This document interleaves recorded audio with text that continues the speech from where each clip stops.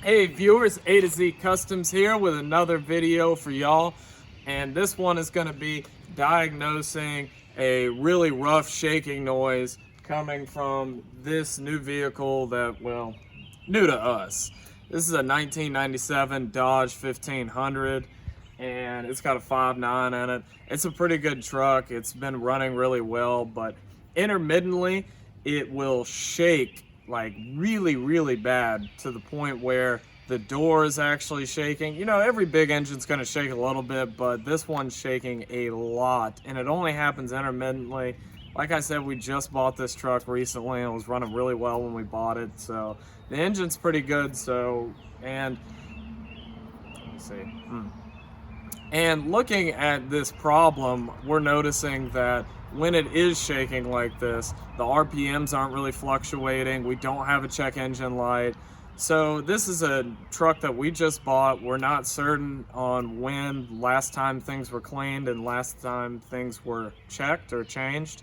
So we're basically going to go through a little list of different things that I do when we first buy a truck, and hopefully that'll fix our issue. You know, maybe we got a dirty auto control valve. As you can see here, this vehicle has a cold air intake, but the freaking air filter, that filter used to be blue, now it's brown. So we're gonna clean that out. We're gonna clean the mass airflow, the ICV, change the wires, and hopefully with that little tune-up basically on this newer vehicle, it's going to fix our intermittent shaking issue, which is probably just a small spark issue or small air issue where intermittently this is occurring and it's causing the vehicle to misfire. I'm surprised it's not given a check engine code, but it might not. There's a certain minimum where the check engine light will turn on, or the car will actually register the issue. So we might just not be hitting that with the shaking. Here's our nasty air filter. That thing's beautiful, isn't it? We're just gonna take it right off the clamp. I am right now taking off the ICV, which is right over here, and we're gonna pop off this wing nut right here, and I'm gonna check the throttle body, see that the butterfly valve is not clogged or blocked at all. Okay, so we're pulling off this ICV. We just pulled off the air box here, and we got the air filter drying up. So you can see this throttle plate, the butterfly valve inside. It's pretty dirty. It's pretty nasty. So we're just gonna clean that up with some paper towels and some carb cleaner. Just cleaning up this auto control valve. Got some carb cleaner and my brother's favorite toothbrush. I'm gonna clean it back off and put it back in his bathroom. He'll be none the wiser.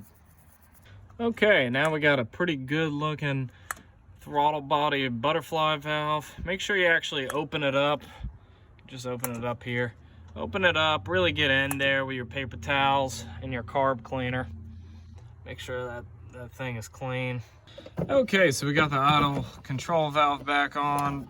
Cleaned that up, cleaned up the butterfly valve on the throttle body. We're waiting on the filter, the K&N filter, to dry, and then we're gonna pop that back on. So right now we're just putting everything back together, and then we're gonna start her up and let her run for a while. If the noise doesn't come back, then we know we fixed it. If it does, then the next thing we're gonna probably go ahead and do is these spark plug wires look like they have not been changed in a long time. The spark plugs look good, but it looks like nobody's changed the spark plug wires for a long time. So we're gonna change those if we still have our issue. Okay, so we got everything back together. You can see this air filter is looking a lot cleaner than it was, and cleaned up the ICV, cleaned up the throttle body, and put everything back together.